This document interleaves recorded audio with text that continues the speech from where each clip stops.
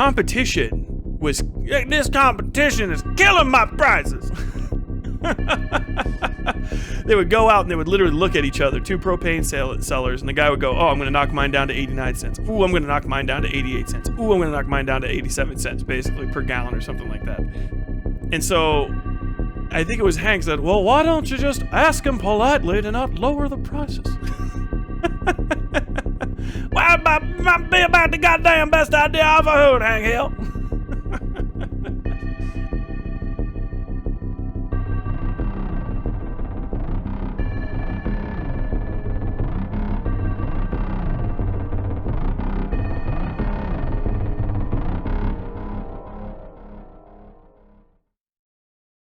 Losing my goddamn mind. New art section. Look, oh, I'm wide. Woo. Now you guys can see my arms. Oh, look, there's the guitar and also the keyboard I have not yet used. Joe Bob Briggs and a jackalope, I think. This is just something that was on the ground and a guy took a picture of it. Bunny. Flatwoods. Look how big the room is. Ah! Ah!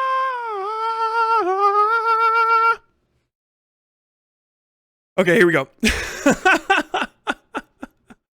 Yahoo News. FBI raids apartment management company after antitrust laws may have been breached by Candace McCowan. Thursday, June 6th, 2024. Channel 2 Action News, this is on Yahoo, so awesome. Learn about a federal investigation into price fixing in the apartment rental market. The investigation led FBI agents to conduct a search at an Atlanta-based apartment management company. Look, download our app. Guys, we get 2 paragraphs down. FBI Atlanta confirmed their agents were there at the address of Cortland Management Offices in Atlanta. Based. Cortland is a company that manages apartment complexes all over the country, including dozens in Metro Atlanta. In a statement to Channel 2 Action News, Cortland said, we confirm that the FBI investigation executed a limited search warrant at our Atlanta office as part of an ongoing investigation by the U.S. Department of Justice into potential antitrust violations in the multifamily housing industry. The search happened last week at their Buckhead office. Currently, there are no charges and a complaint hasn't been filed. Former prosecutor Chris Timmons explained what antitrust violations could mean. Usually antitrust is some sort of anti-competitive behavior, meaning there's an allegation of price fixing in some way, said Timmons. Someone that they've had contact with is accused of setting prices and driving the prices in the multifamily housing market artificially high. Cortland went on to say, we are cooperating fully with that investigation, and we understand that neither Cortland nor any of our employees are targets of that investigation. I mean, that's what you think. Typically, a search warrant comes into play when somebody's not responding to a subpoena of some sort of other informal to a subpoena of some sort of other informal document request. Ugh, that's awkward, said Timmons. When that happens, someone takes out a search warrant and gets it from a judge. A judge finds that there is probable cause that there is evidence at the location of a crime, and they go and serve the search warrant. Cortland added, due to the ongoing litigation, we cannot comment further at this time. So there's ongoing litigation, so you're in court. I don't know. That's a little bit sus. Atlanta Journal-Constitution. I can't have any access to that, of course. Okay, this is a guy named Lee Hepner on Twitter that I looked up. Anti-Monopoly Law and Policy at Econ Liberties, SFCA. This guy did a little bit of a breakdown, and we're going to check this out. In Atlanta, where Cortland Management is based, rents have increased 56% since 2016 when algorithmic price-fixing tools took hold. Supply and demand do not explain inflated rental prices. Rental housing cartels do, and Justice ATR is cracking down on these criminal conspiracies. That's the Antitrust Division. Let me explain this. We can explain this through the power of one of the best TV shows ever made, King of the Hill. Do you guys remember the Propane Kings episode or whatever it was? Basically, Buck Strickland and Strickland Propane and his the guy that was immediately across the street from him, I can't remember his name. Put it in chat if you do. They realized that the competition was, this competition is killing my prices. They would go out and they would literally look at each other, two propane sellers, and the guy would go, oh, I'm going to knock mine down to 89 cents. Ooh, I'm going to knock mine down to 88 cents. Ooh, I'm going to knock mine down to 87 cents, basically, per gallon or something like that. And so, I think it was Hank said, well, why don't you just ask him politely to not lower the prices? might be about the goddamn best idea I've ever heard, Hank Hill. What is a girl? He always goes, Becky. So what they do is they just have an agreement, a handshake agreement, to stop lowering the prices and stop competing in the market, which is price fixing. Once you engage in price fixing, it's basically the same thing as a monopoly. It's the oligarchical version of a monopoly, right? It just involves agreement. I think it was like 2020, really. And there in and abouts is when I started hearing about it. I have to look up a bunch more shit on the specifics. But basically, in and around then, you started hearing about AI algorithms and whatnot, basically doing research on how high you could push. Basically, they did a calculation against the average income of people, what rent currently was, and how much money the average earner in that area might have left over. So they literally calculated how much money you still had left over after rent, and relative to like if we push that up, how many people would go homeless because they could no longer afford rent. And then once they did that calculation, they set the rents to that so that they could maximize the amount of rent, which is that's literally price fixing. It's literally fixing the price to the highest possible rate in order to in order to fucking completely corner the market. When it only works if even if you didn't intend to do that, right? Because you're just like, well, I just wanted to charge the most. If you all use the same software to calculate your prices, and the software is including all of your desires to pay to charge the maximum rate, then that is collusion to fix the price that you're literally using. If you're all using the same metric organized in order to fucking maximize the amount of pay that you're putting it down on people instead of like actually being competitive, then you're price fixing. That's a monopoly, right? You otherwise would have to, because the thing is people are also, and as a part of this, we'll get to it, they're also conspiring to keep apartments empty and decrease access to existing areas in order to also artificially inflate the market and basically eliminate competition, which is hyper standard. It's like literally this is it. Everyone could have told you that this was happening in 2012, but it takes forever. The FBI might have caught on to this immediately when it happened. The FBI, if you don't know about them, is crazy slow. And this is why an FBI investigation into somebody that doesn't result in like a full like obliteration is crazy. Because the feds take fucking forever. We had a big conversation with this. I got to talk and do some handshakes with some feds back when I worked in Charleston, West Virginia. They moved to a new office and they invited all the press to come by and look around and stuff. And I think they actually managed to poach one of the broadcast reporters that went with us. She was actually just like, "Hey, do you guys have like, I noticed that blah blah blah blah blah blah blah, like PR questions, like, and you guys don't have someone for this." And like, "Oh yeah, we were looking." And I think I remember finding out that like 3 weeks after that, she had quit working at she'd quit working for the broadcasters and moved over to the fucking FBI. She was like enamored when she walked in the building. But that aside, they told us a little bit about this, that, and the other. And if you've ever watched FBI cases, they take forever to get through because the FBI does not investigate stuff. It's one of those things where if you're trying to understand what's happening, never compare a federal investigation, particularly a Federal Bureau of Investigation. ATF and DEA work their own little ways, DOH, all that stuff. DOHS. Or is it DHS now? Yeah, it's just DHS, the Department of Homeland Security. I don't know why I called it DOHS. That's what I think they started calling it back when I was like a little kid. It still pops in my mind nowadays.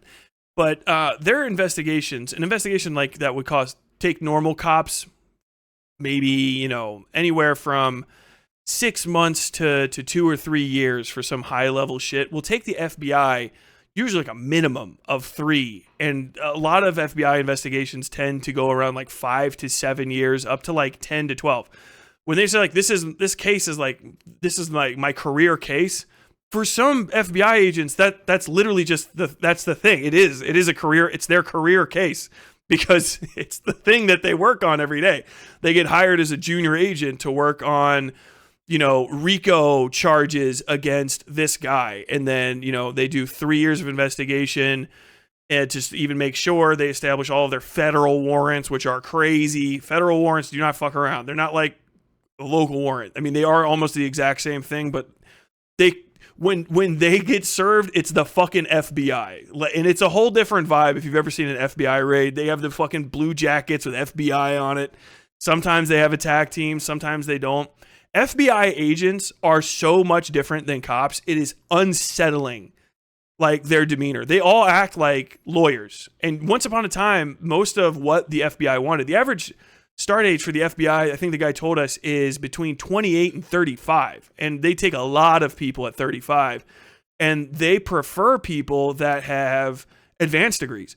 So when you go and you talk to FBI agents, you might talk to like some fucking ground scrapper guy who's like, yeah, I was in fucking Marine Force Recon for a while, and then I got out and I decided to go to Quantico, and I worked at Langley for a minute, and now I work for the FBI doing tactical stuff and special weapons and tactics type things.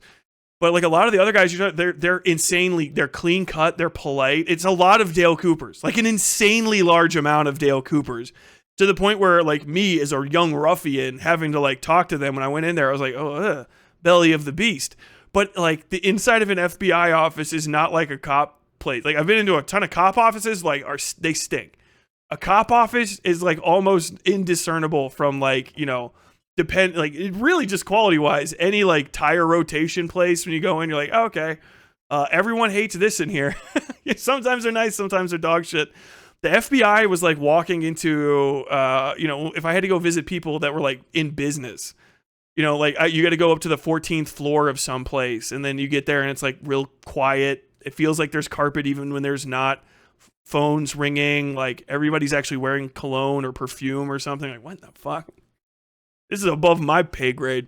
Very interesting difference. So when they fucking start hitting you, it's usually the beginning is why I get into this. It's usually the beginning of something that can last forever and ever and ever and ever. Seriously, they could be investigating, especially because the crimes they cover are not petty bullshit.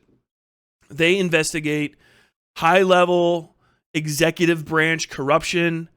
They investigate high-level white-collar crime, and then they investigate interstate commerce and interstate felony-level crime.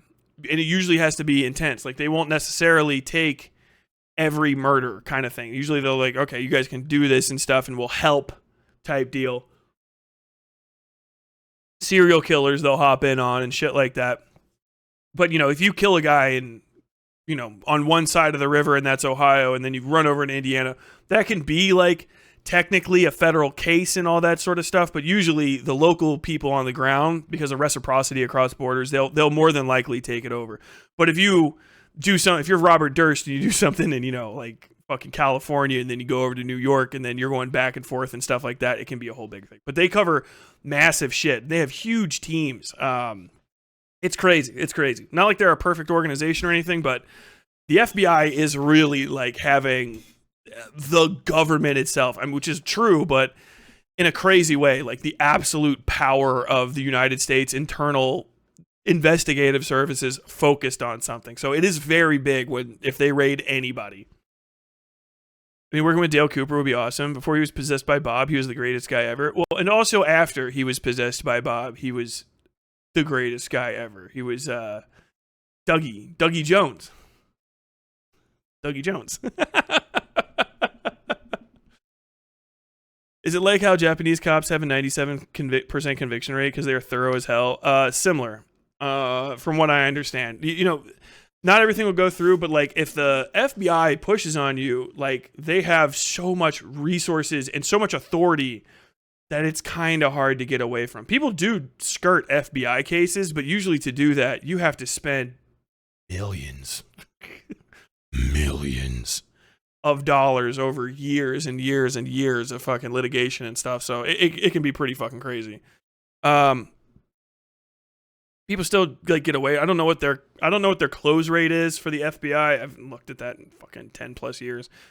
But it's just one of those things where it's not a light issue where it's like with the cops where they go, You know, vibes wise, I think I can convince 12 old ass fucking people from the suburbs that you more than likely knocked over a liquor store and the judge is a friend of mine. Like, they're strangers usually to where they work. Like the FBI, you might have one or two local agents and then they have specialists that come in from here, there, and the other that handle like the different like niche things and stuff, which is why they have, you know, those older people that join that know more about all this stuff, and then they'll assist and they go all around and do all kinds of shit.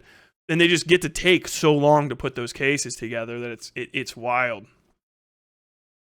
Love the new chat layout. Thank you. It is not because Japanese cops are thorough. Yes, I know, that's the impression from what I understand, that whole Japanese cop thing. It's really because in Japan, the possibility that the police are wrong is not as likely, but also they're less likely to even try to take something to trial unless they're sure, right? So it's kind of a mix. They have a reputation of being correct, so the jury's more than likely going to agree with them. They maintain that reputation by being thorough a lot of the times, I guess at least at a public level, but also by not pushing prosecutions against people that they can't, to a 99% degree of surety, get someone with. Whereas in America, we charge innocent people with crime all the time, like constantly. Like you very often have, like it under the flimsiest circumstances, we charge people with shit. So it's wild. Are you using Restream? Yes. They also sometimes label hard murder cases as suicides. Yeah, there's also numbers flubbing. If you ever see something that's like 99%, 100% perfect, there's something sus about it. It just looked kind of clean for that. But either way, to continue this with my buddy Harper here, Hepner.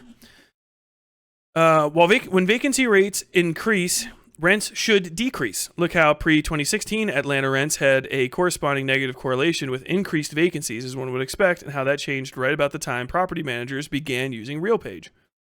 So you go, womp, so your money goes up. Vacancy rate up. Effective monthly rents. Period with positive relation between rents and vacancy rates. Okay, there we go. This is a rent. So their rent skyrocketed and your vacancies went down.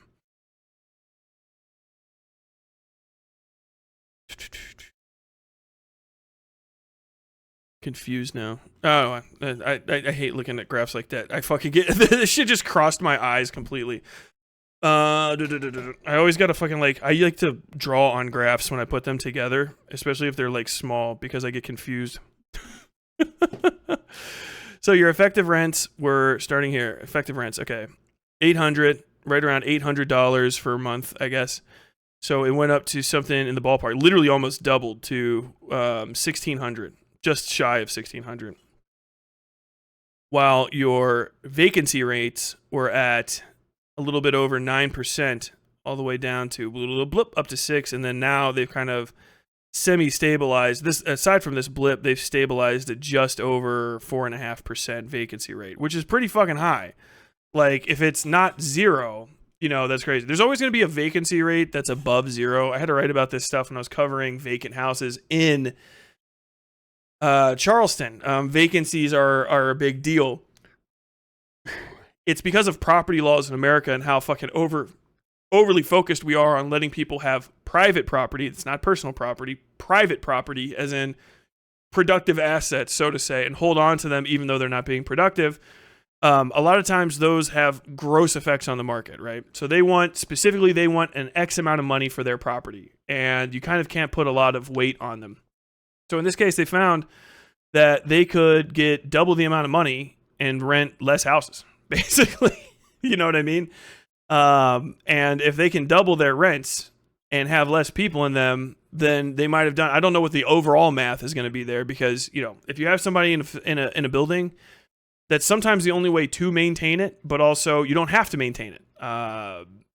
If the maintenance doesn't matter and you can just let the building rot, then you can up your good places to live by a shitload and let your old places suffer, and then just who gives a fuck, because you're making more money overall. Like, you're still going to have to pay the tax liability on this, because the tax liabilities are often not very high on secondary homes, basically secondary occupancy buildings that you might have as a investment, right?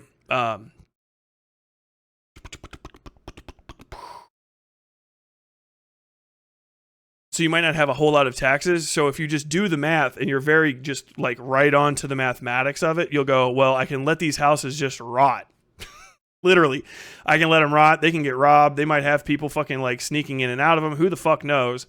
But they're mostly the city's problem. And then they're speculative assets, because a lot of times you hold on to these places and you fuck up a neighborhood. The neighborhood's tax burden goes down because the dog shit homes that you're not letting anyone live in are only getting worse. It makes the neighborhood worse. So your tax liability goes down.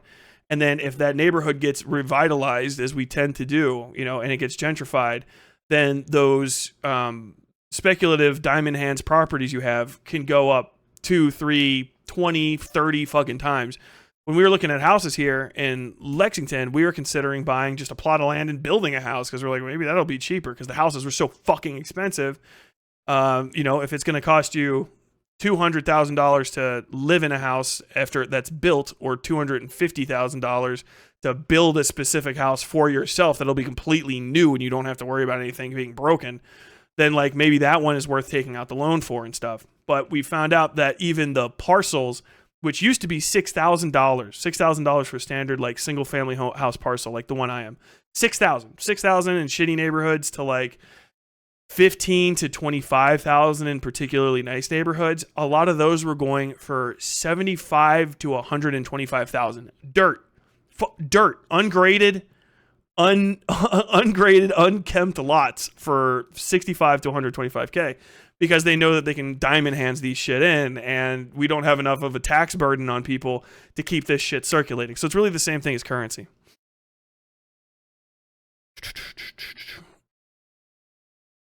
RealPage has accomplished the improbable. Widespread cartelization of diffuse real estate markets. A staggering 81% of multifamily rental units in Atlanta use revenue management software. All of the below properties are using RealPage's software to hike rents. So it's collusion. Like,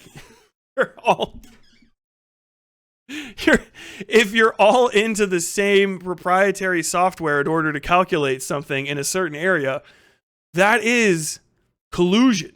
Like, if it's not like provable, like literally down to the Bible quote collusion, it's so close to it that I can see the fucking FBI. They're bloodthirsty. They love it. They're bloodthirsty for everybody too, by the way. They love taking out all of the people that they can. They go after what they see this shit with white people. They get fucking white collar people. That's what I mean to say. They get they want to fucking drink that milkshake too. So like, this is crazy. I also don't like graphs like this too, to a degree, because obviously it looks like the thing's completely covered in dots. It really is. But if you were to zoom in, like one of these dots, let's see, can you see doesn't have the, not that I can't see the, oh, there it is, 10 miles. So this is 10 miles right here on this screen. So one of these dots is about a mile wide. So I know it seems like it's packed, but understand these dots are representing individual properties while actually being a mile wide relative to the width of the map. So never forget that, by the way, if you see one of these things. They do it with like shit.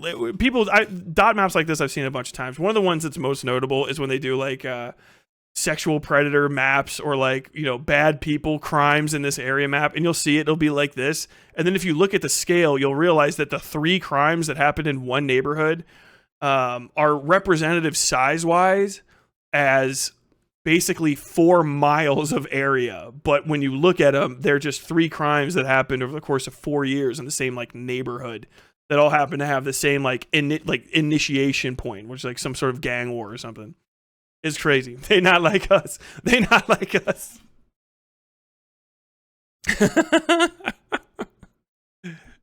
OVO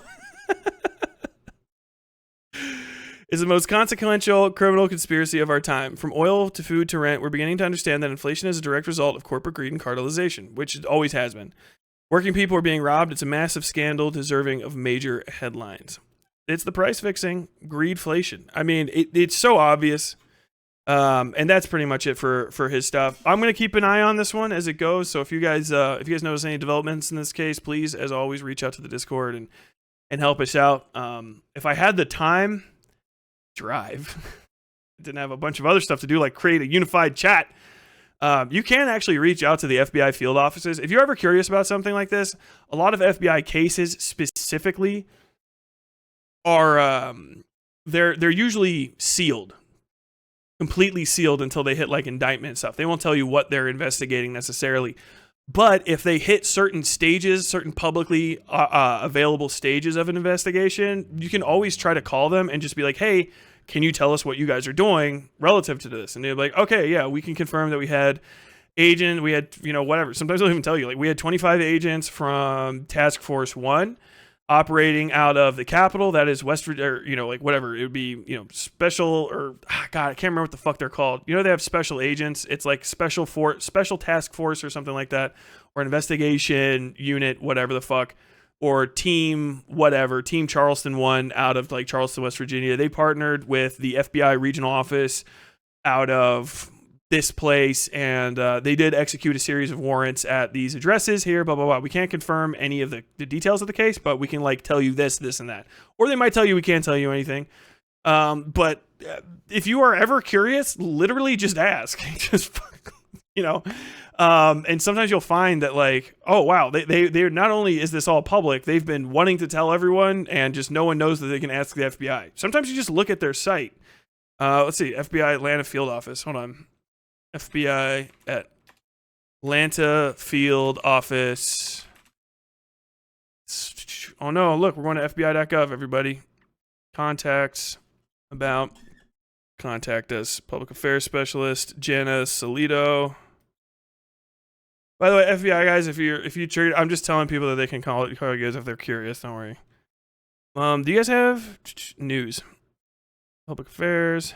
Okay, so, like, yeah, then you can go down to here. Prosecuted. You guys got a lot going on. So there's the most recent one. What are they doing? So you can go to news.fbi. I don't know if this is all in the same area. Oh, this is this guy. Atlanta, Malachi Mullings has been sentenced to 10 years in federal prison for laundering more than $4.5 million derived from romance fraud scams and business email compromise schemes, including a criminal conspiracy that defrauded a healthcare benefit program. See, and then you can get, like, they'll write these whole fucking things out.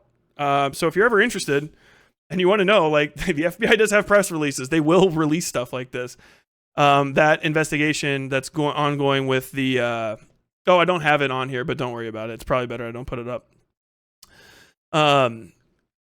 But yeah, you could always reach out and ask them stuff. When this comes to its conclusion or whatever, especially if it's positive for them, they'll release a whole thing and they'll tell you who the fuck was in it and all that stuff. You can also reach out to usually they do all their stuff through the state attorney general, I believe. So like the state attorney general will be there because that's the smallest federal court prosecution. I'm all fuzzy on that stuff every time.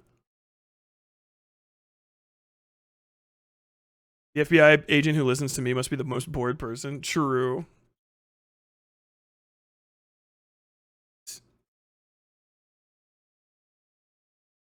One-winged Tyler. What was going on?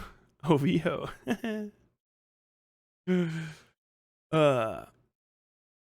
Always knew Tyler was a Fed. The cop phrenology is too strong. I still can't join the Feds. They have like a rule that like you can't fucking join the FBI if you've done drugs within like the last 10 years. Then again, that was old. I think we already maybe even went over this and they relaxed a bunch of those stipulations. But when I was looking at it in like 2015 or 2016, when all of the goddamn news agencies had like fallen out, I was like, well, this is fucking, my entire first career path is done.